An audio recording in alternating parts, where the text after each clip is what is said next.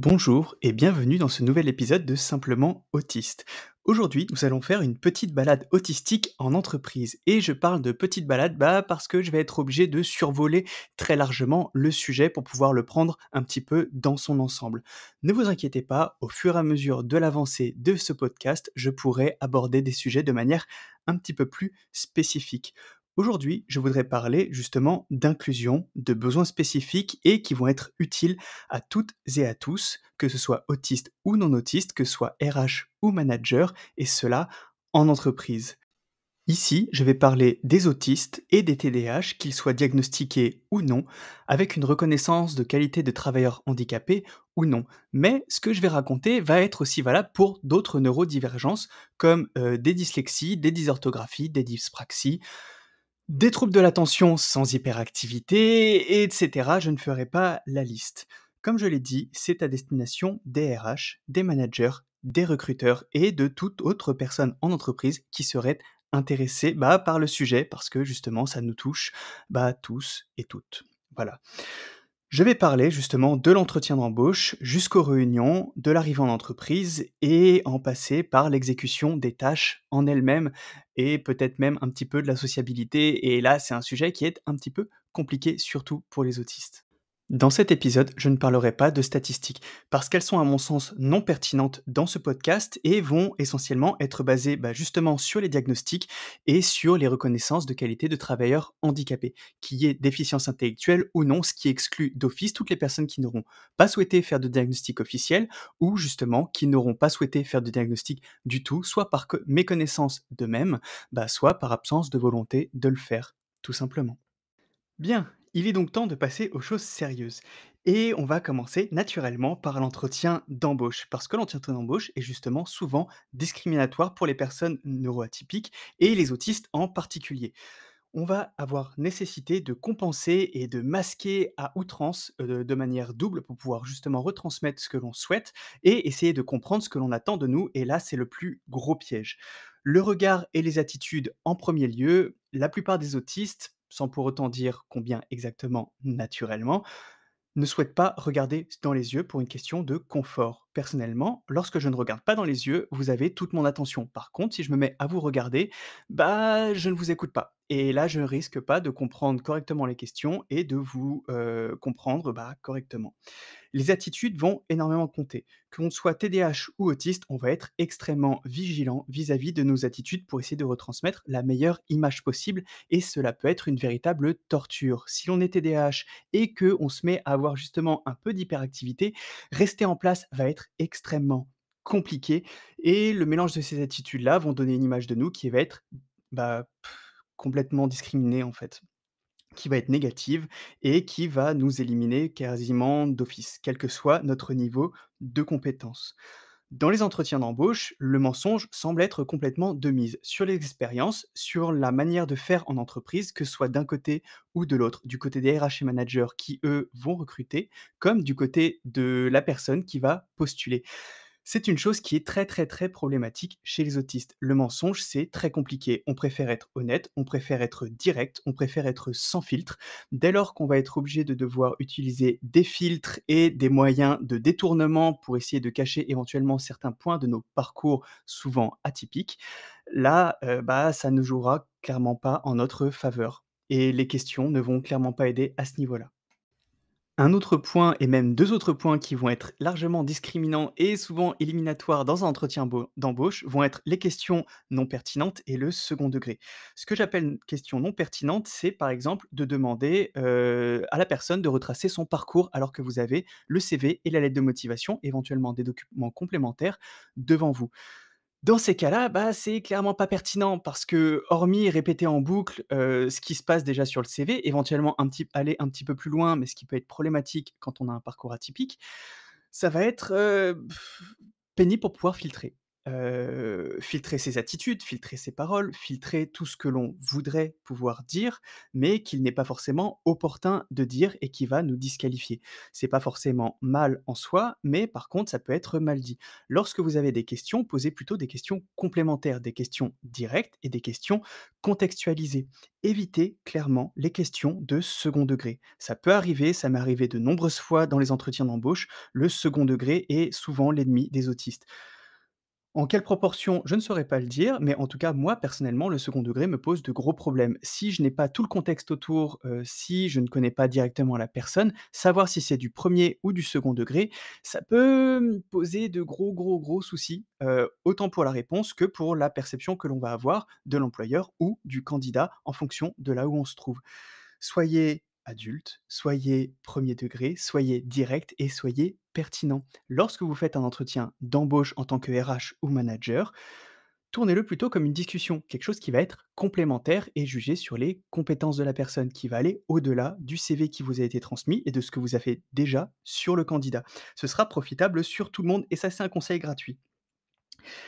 L'apparence avant les compétences. L'apparence. Justement, on en revient, aux attitudes, on en revient au regard, on en revient à ce que l'on renvoie, si on va décider d'être dans des justement, dans des vêtements, par exemple, un petit peu plus confortables, pour pouvoir passer un entretien avec moins de stress, là, ça peut aussi être problématique en fonction du poste auquel on répond. Ce n'est pas forcément grave, concentrez-vous sur les compétences de la personne. Les entretiens que j'ai le plus appréciés à titre personnel sont ceux où on me donnait des exercices, ceux en tant que juriste où on me donnait, par exemple, des décisions de justice que je devais analyser et expliquer comment moi, personnellement, j'aurais géré le problème. Comment j'aurais fait en interne pour gérer telle ou telle situation. Des situations fictives ou des situations réelles, mais là, on va juger la personne sur des compétences et c'est pour ça qu'on postule. C'est pour être pris sur ses compétences, pour savoir si on est vraiment bon pour cet emploi ou pas, si on va pouvoir fonctionner dans l'entreprise ou pas et ça, bah, c'est souvent problématique car c'est tellement stéréotypé les entretiens d'embauche que ça en devient absolument énervant.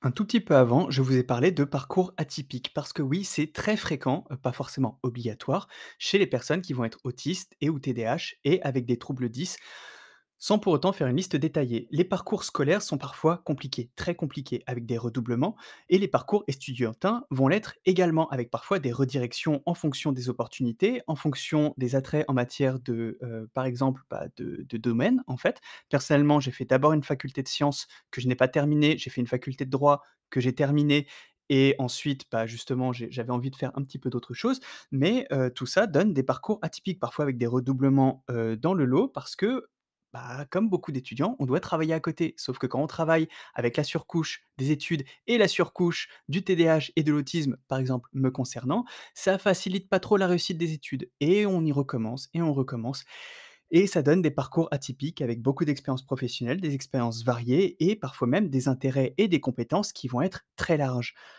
C'est arrivé plusieurs fois en entretien qu'on me disait que justement j'avais l'air d'être, beaucoup trop, dispersé parce que justement j'avais beaucoup de compétences différentes et beaucoup de passions différentes.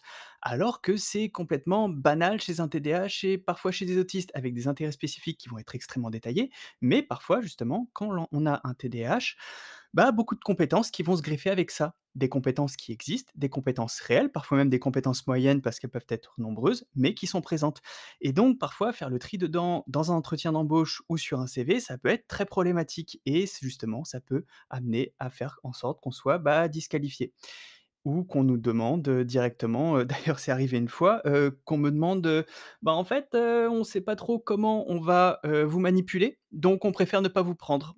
Et je ne transforme pas les mots, c'est réellement ce qu'on m'avait dit en entretien d'embauche et là, ça met quand même une petite claque. Heu, mais quand on est passionné, ça peut se retourner très facilement contre nous et on peut avoir l'air passionné et justement avoir l'air de trop se disperser, bah, dès qu'on est autiste et ou TDAH et ça, bah, ça n'aide pas non plus lors d'un entretien d'embauche. Et donc, RH et manager, soyez ouverts, questionnez éventuellement de manière ouverte et soyez plutôt passionnés en vous disant: «Chouette, on a quelqu'un qui va être passionné, qui s'intéresse à plein de trucs, qui va arriver dans l'entreprise» et on va éventuellement demander pourquoi, ça peut être intéressant, mais dans tous les cas, bah, profitez-en. hein. Ce n'est pas forcément grave, ce n'est pas forcément dramatique et le but n'est pas de manipuler une personne. On est en 2023, hein, plus dans les années 50. Une chose qui personnellement m'énerve beaucoup en entretien est le jeu des questions-réponses à la fin. Toutes les informations que eux n'auront pas données et qu'ils s'attendent à ce que nous demandions, comme les prétentions salariales, comme les avantages à côté, ça a tendance à beaucoup m'énerver en entretien parce que c'est des informations que eux doivent donner en fait. Ça coule de source, ça semble absolument évident et ça permettrait et ce serait nécessaire en fait à la compréhension, mais ça permettrait aussi de gagner du temps et de savoir si, moi en tant qu'autiste et TDAH j'ai envie de travailler avec vous, avec cette entreprise-là et que le RH et la manager se disent: «Bah tiens, cet élément, OK, il nous convient en termes de budget, en termes de compétences, en termes de personnalité, ça peut être cool. Représenter des défis, mais ça peut être cool». Tout ce que je viens d'expliquer là, pour l'entretien d'embauche notamment, est valable pour tous les pans forcément de l'arrivée en entreprise, de l'environnement sensoriel, de l'environnement de travail. Les coachs, beaucoup de coachs de vie, beaucoup de coachs carrière s'emparent de ces sujets-là, mais de manière extrêmement biaisée avec, «C'est génial d'avoir un autiste» et souvent ils utilisent Asperger et ce n'est pas utilisé. Bannissez ça de votre vocabulaire, ce n'est pas utilisé et disent que c'est génial, que c'est très bien d'avoir quelqu'un, de TDAH. Non, ils utilisent multipotentiel et là, c'est à fuir, c'est un red flag. Mais, dans une entreprise et ne donnent pas les difficultés, les implications que ça a, en fait. Ils vont donner tout un tas d'avantages qui sont souvent des mythes et des fictions. Par contre, ils ne disent rien à côté de ça. Donc quand un coach, en tout genre, va parler de ce genre de sujet-là, swipez, fuyez, éteignez. C'est inutile. Voilà. Dans la suite de ce podcast, je vais parler de l'arrivée en entreprise, de l'environnement sensoriel en travail, des procédures et méthodes de travail et de certains besoins spécifiques au TDAH en particulier. En ce qui concerne l'arrivée en entreprise, il est déterminant dans tous les cas, qu'importe le profil neurocognitif de la personne. Il faut tout de suite que l'entreprise, donne toutes les règles, en fait, qui vont être établies, donne le cadre de travail et prépare l'arrivée de l'employé. Et là, c'est le conseiller en entreprise qui parle, hein. C'est pas forcément l'autiste, mais quand même, c'est aussi l'autiste parce que la plupart de mes arrivées en entreprise, lorsque j'ai pu être salarié, c'était des sketchs. Il est important d'établir les règles, mais pas de manière fixe. Établissez des cadres plutôt, des cadres dans lesquels on peut se permettre d'être un petit peu flexible. Car personnellement, les règles, c'est important. Le cadre dans lequel j'évolue est important. Si jamais il n'y a pas de règles et que je suis obligé d'aller dedans, bah soit je vais bloquer, et donc je ne vais pas y aller, soit bah, je vais prendre ce que j'ai besoin, et en fait, on peut marcher sur les pieds du manager et c'est pas forcément bien vu, d'expérience. Le cadre doit être déterminé et donc je parle de cadre et pas de règles. Un cadre, on peut agir dedans de manière flexible. Des règles, c'est fixe, bah et donc on ne peut pas dénoter d'une règle et son interprétation, bah, il vaut mieux qu'elle soit premier degré. C'est sinon voilà, comme une interdiction, un impératif, une chose à faire. Voilà, c'est aussi simple que ça, ou presque. La communication et le respect. Il faut communiquer, il faut expliquer, il faut contextualiser. Ne donnez pas une information, ne donnez pas une directive sans avoir éventuellement un petit contexte dedans si le contexte n'est pas présent. Sinon, ça n'a aucun intérêt et la personne autiste va souvent bloquer. Le TDAH va juste pas écouter, mais l'autiste va bloquer. Est-ce que je dois le faire? Comment est-ce que je dois le faire? Et donc on peut se retrouver, à faire absolument n'importe quoi. Prenons l'exemple, allez, d'un stagiaire qui doit faire des photocopies. «Fais-moi des photocopies pour la réunion». OK, bon, ben, j'en fais combien? Voilà, je les fais où? Est-ce que je les fais en couleur? Est-ce que je les fais en recto verso? En format portrait? En format paysage? En combien d'exemplaires? Alors que le manager qui donne, toutes les indications nécessaires à l'exécution correcte de la tâche, bah, il aura une tâche qui sera correctement faite. Sinon, ce sera random. Soit ça mettra beaucoup plus de temps, soit ça ne sera pas fait ou pas fait comme l'autre le voulait. Parce que, faire des copies pour une réunion, par exemple, OK, 2 c'est des. Voilà, 2 c'est déjà du pluriel. Donc est-ce que 2 c'est suffisant? Voilà, un petit exemple. L'anticipation doit être faite des 2 côtés.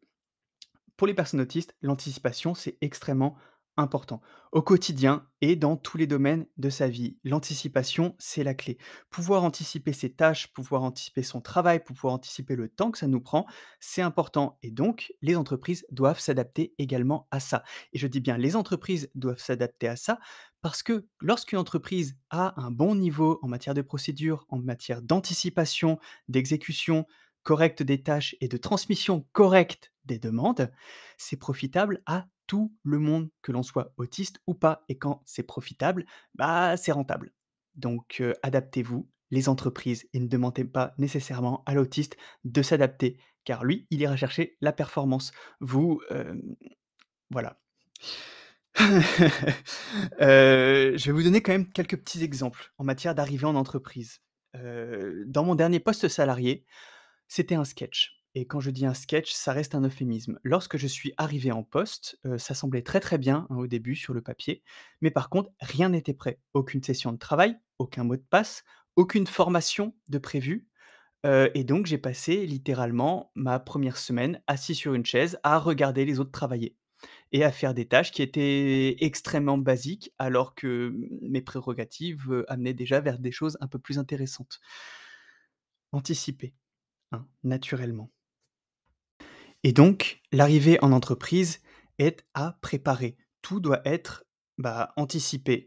Préparer le cadre, préparer la manière dont vous allez travailler, préparer le poste de travail, les sessions de travail, car tous les effets, chez un autiste vont être amplifiés. Si une personne non autiste sera déçue et mais restera en poste quand même, va accepter, voilà. La personne autiste, souvent, va trouver ça tellement inacceptable que soit elle va vous le dire haut et fort, soit elle va partir. Et c'est pas forcément ce que vous souhaitez parce qu'une embauche, ça coûte cher et c'est une perte de temps pour tout le monde, que ce soit le candidat autiste ou que ce soit, l'entreprise elle-même. Autre point important et absolument essentiel dans notre petite balade autistique en entreprise, ça va être l'environnement sensoriel au travail. Pour avoir plus d'informations sur la perception sensorielle chez les personnes autistes, allez écouter mon podcast sur le sujet qui donne déjà une base, bah, assez importante. Connaître et informer justement l'environnement sensoriel dans votre entreprise et au travail va être très, très important pour les personnes autistes, qu'elles vous le disent ou pas, et pour les personnes de toute façon en général. Est-ce qu'il s'agit d'un open space? Est-ce qu'il s'agit de bureaux séparés? Comment se passent les appels téléphoniques? Dans quel endroit on va manger? Et est-ce qu'il y a possibilité de s'isoler quelque part en cas de besoin? L'environnement sensoriel va être extrêmement important au travail parce que les autistes, bah, perçoivent l'environnement sans filtre et donc on va tout percevoir en même temps et ça, bah, de manière fragmentée en hyposensibilité et en hypersensibilité en fonction de notre profil sensoriel et de notre état de fatigue.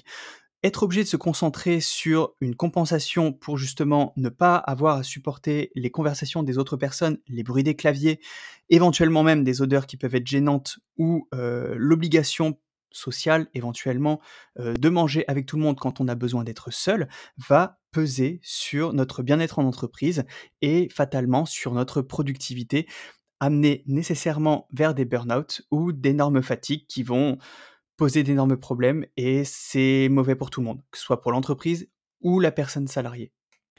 Lorsque l'on prend l'exemple de l'open space, imaginez un instant que s'il y a des appels téléphoniques qui vont être passés, une personne autiste peut largement entendre toutes les conversations en même temps, sans aucun filtre, sans pouvoir autant pouvoir filtrer entre sa conversation avec la personne qu'elle peut avoir ou sa tâche d'exécution au travail et les conversations au téléphone et les bruits de clavier de tout le monde autour. L'open space sera, bah, un environnement clairement mauvais pour les personnes autistes. Une chose qui peut être faite dans ces cas-là, c'est de déstigmatiser l'outillage, bah, pour pouvoir éviter de compenser. Autoriser un casque avec réduction active de bruit ou un casque avec réduction de bruit passive, des bouchons d'oreille éventuellement, ça n'empêchera pas la personne autiste de vous comprendre et de vous entendre lorsque vous viendrez lui parler.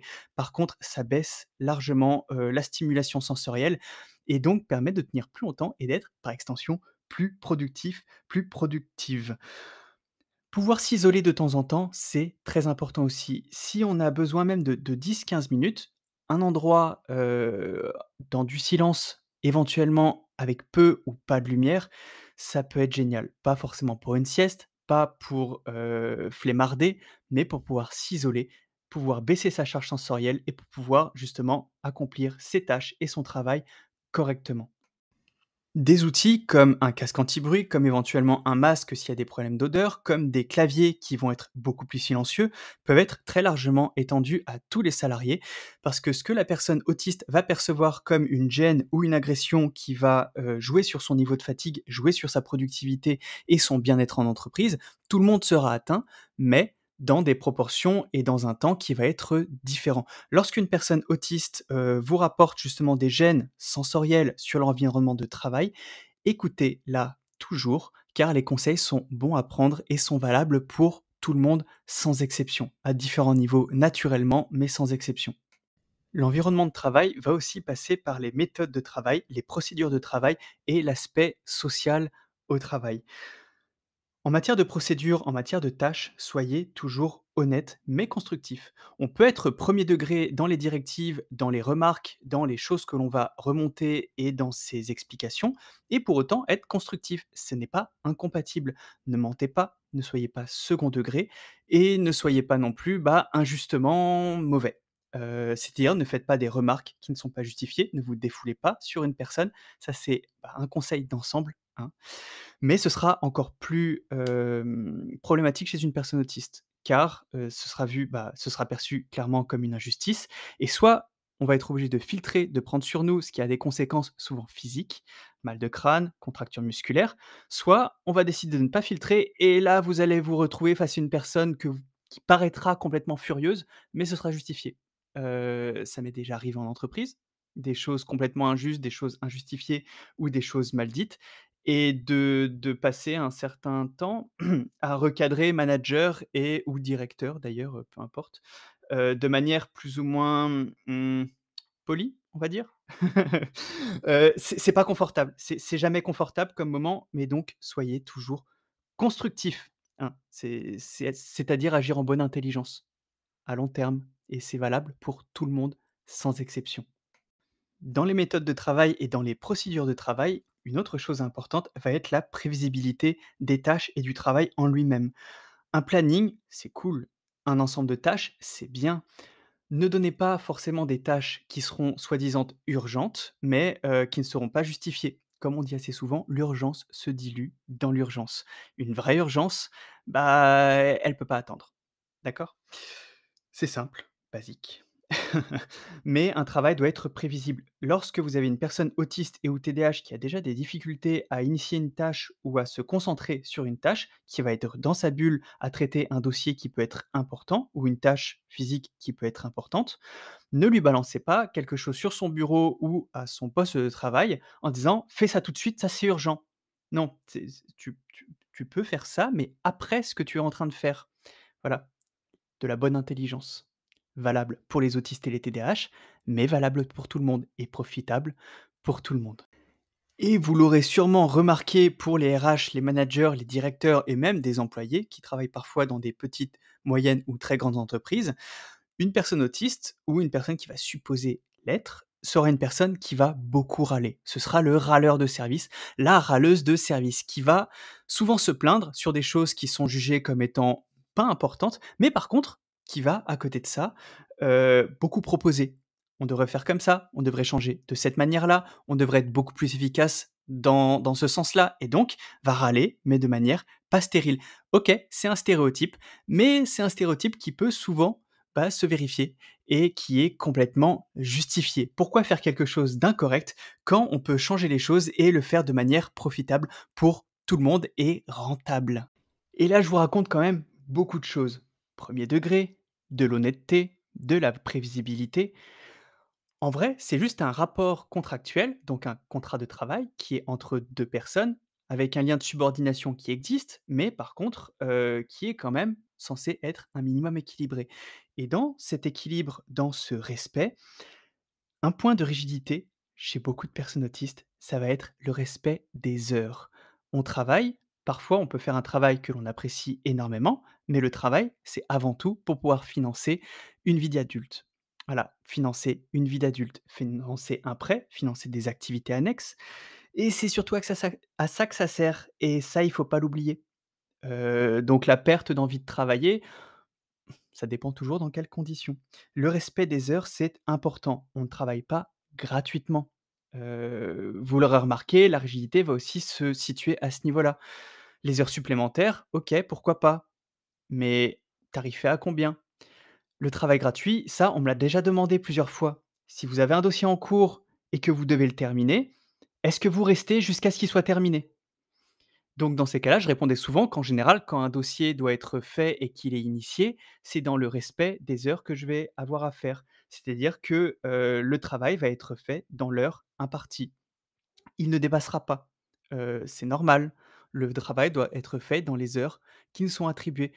Mais par contre, si on doit rester, c'est qu'il y a une convention d'heures supplémentaires entre l'employeur et le salarié, autiste en l'occurrence. J'imagine tout de suite et je vois tout de suite, les boomers, comme on les appelle souvent sur les réseaux, me dire que j'ai pas envie de travailler, que c'est pas comme ça que ça se fait, que c'est l'entreprise avant tout. Mais non, c'est du pragmatisme pur, pragmatisme autistique, en l'occurrence, mais c'est juste du pragmatisme et ça, c'est pas grave, hein. Avançons, déconnectons, c'est pas grave. En matière de travail, un autre aspect important, très important, souvent problématique et me concernant très problématique, ça va être les habilités sociales et les contraintes sociales au travail. Devoir compenser, devoir masquer, réfléchir à ses attitudes, réfléchir à ses paroles, c'est épuisant, c'est très épuisant. Être contraint de devoir manger avec tout le monde en même temps, ça peut être très épuisant. Une personne autiste, si elle a envie de manger seule, si elle a envie de s'isoler lors de ses pauses, laissez-la. Et si une personne, d'ailleurs même non autiste, a envie de s'isoler dans ces moments-là, laissez-la. Ne forcez pas non plus à participer aux activités d'entreprise. Proposez, ça peut être toujours intéressant de proposer, ça laisse la porte ouverte en cas de capacité, en cas d'envie et si les besoins ne sont pas encore remplis à ce niveau-là. Mais la fatigabilité sociale existant et pouvant être très importante, ne contraignez pas la personne à participer aux activités d'entreprise, encore plus si c'est sur son temps, de repos. Là, vous ne ferez que perdre un employé ou une employée, mais vous déconnecterez la personne autiste que vous mettrez en difficulté, voire même en très grande difficulté à ce moment-là et c'est profitable pour personne, clairement personne. Un autre point important qui a tendance à beaucoup m'embêter à titre personnel en entreprise, le culte du bonheur. Le culte du bonheur en entreprise et par extension les happiness managers quand ils sont présents en entreprise.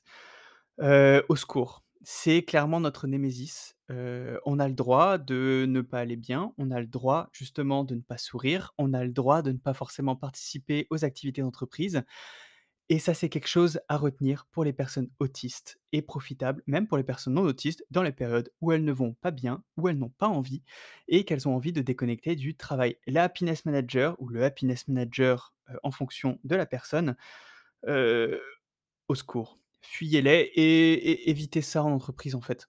Basez le bonheur en entreprise sur d'autres choses, le respect des horaires, des salaires cohérents, hein, des tâches correctes, un respect du temps de travail, un respect des procédures de travail, évitez les réunionites, n'empiétez pas sur le temps personnel.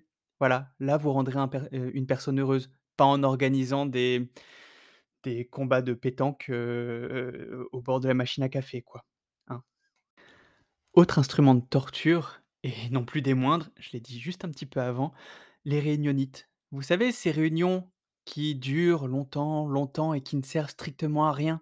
Quand vous avez une réunion, c'est profitable pour tout le monde, sauf la personne qui n'a pas envie de bosser, d'aller à l'essentiel, d'aller au plus vite et de n'en faire que quand c'est nécessaire. Par contre, en réunion, une chose qui peut être importante, même quand c'est nécessaire et qu'il y a des choses importantes à présenter, partez sur des présentations qui vont être sur des modèles différents. Faites à la fois un appui visuel, pas forcément un PowerPoint linéaire, mais vous pouvez faire éventuellement un mind map qui va mieux correspondre au fonctionnement cognitif de certaines personnes, autistes, TDAH ou autres, mais qui vont avoir un fonctionnement qui fonctionnera beaucoup mieux, qui marchera beaucoup mieux avec des mind maps plutôt qu'un PowerPoint linéaire mal fait et qui pique les yeux. De l'oral en même temps, laissez la possibilité de prendre des notes et faites un mail après retraçant tout ce qui a été fait, tout ce qui a été décidé et les tâches attribuées à chacun et à chacune après cette réunion. c'est profitable pour tout le monde. On peut retrouver le travail facilement et les informations seront correctement transmises. Si on a une baisse d'attention, si on ne tient plus pour pouvoir prendre sur soi et ne pas être en surcharge, qu'elle soit sociale ou qu'elle soit sensorielle en réunion, et ce sera rentable pour tout le monde, y compris quand vous partez en vacances et qu'il faut quand même faire la tâche, hein. Pratique pour tout le monde. C'est ça qui est bien d'ailleurs là-dedans, parce que, j'explique beaucoup le fonctionnement autistique, beaucoup éventuellement le fonctionnement du TDAH en termes de procédures internes, en termes d'habilité sociale, en termes d'environnement sensoriel et même, de ce qui est nécessaire en entretien d'embauche ou d'arrivée en entreprise. Mais ce que je raconte au final, c'est bien pour tous et toutes. Lorsque vous arrivez à agir en bonne intelligence, à être beaucoup plus pragmatique et respectueux en entreprise, ce sera plus productif et ce sera plus rentable. Que ce soit pour la personne qui rentabilisera son temps et son énergie, une fois qu'elle sera chez elle ou qu'elle profitera de ses activités annexes et pour l'entreprise, bah, qui ne paiera pas du temps inutile ou qui n'aura pas fait une embauche qui ne durera pas ou, qui ne paiera pas éventuellement des choses sociales qui n'ont aucun intérêt, qui ne motivent personne. Voilà, voilà quoi. Bref, je ne me plains pas, je ne râle pas. Hein, donner des conseils, c'est beaucoup plus simple. Ça reste mon travail de base, en fait. Je suis pas coach, je tiens à le préciser, je me protège à ce niveau-là. Mais dedans le TDAH, là, je voulais par contre faire un petit aspect, une petite parenthèse, finale presque sur le TDAH en lui-même. N'obligez pas une personne à rester assise sur une chaise, même pour une présentation. Si on a la possibilité de se lever, de bouger en même temps, de faire autre chose pendant que vous parlez, de prendre des notes, de tapoter quelque chose, éventuellement, de jouer avec un steam toy.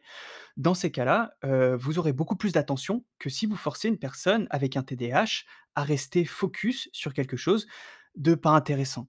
De pas intéressant, de pas pertinent, qui ne passionne pas, ou juste dans une période où l'hyperactivité devient très présente, trop présente.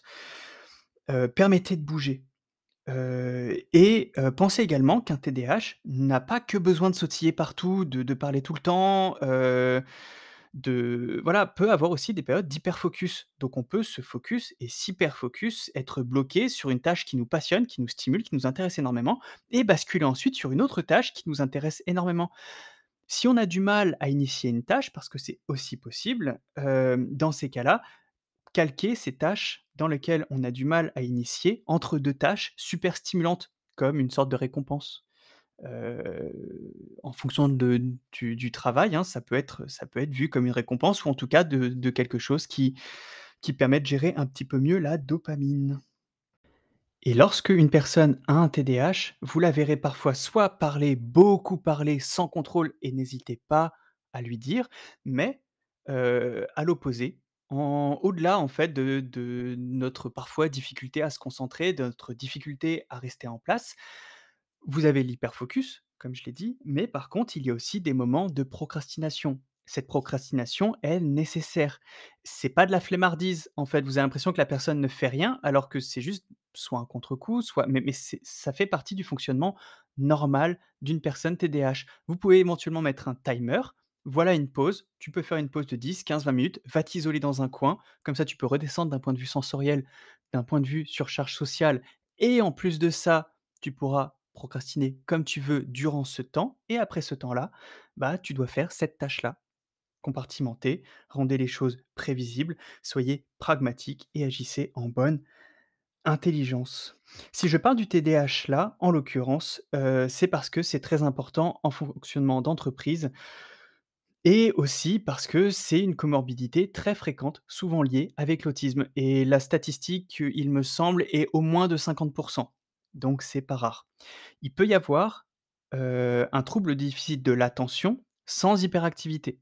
Ce n'est pas forcément obligé d'avoir de l'hyperactivité avec un trouble du déficit de l'attention. Bien, je vais m'arrêter là. Aujourd'hui, je pense que j'ai quand même beaucoup couvert le sujet, ça laisse quand même la place à beaucoup de questions que j'attends nombreuses sur mon adresse mail qui sera dans la description du podcast en lui-même, mais sinon ce sera sur simplemengadrien@gmail.com et vous pouvez le faire aussi en vocal sur Anchor directement et je crois même sur Spotify aussi.